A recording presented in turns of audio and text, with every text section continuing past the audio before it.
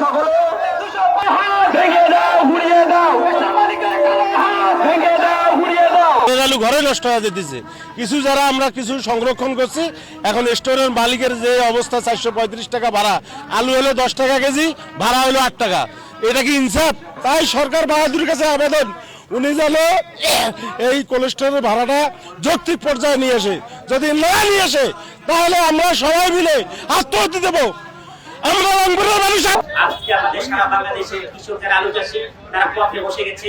আজকে কৃষককে স্টোরে আলু রেখে আগামী শীতের জানেন আপনারা 30 থেকে 50 টাকা পেয়েছে, কিন্তু অপর পক্ষ মালিক পক্ষ তারা 380 থেকে 370 400 টাকা ভাড়া তারা ঠিক হয়ে দিয়েছে। তাই আপনাদের মাধ্যমে আমরা জানাতে চাই তাদের যে সঠিক ন্যায্য ভাড়া সেটি তারা আলাপ আলোচনার মাধ্যমে স্টোর মালিকরা যেন অতি সত্ত্বর তারা কৃষকদের পক্ষ হয়ে কথা বলে তাদের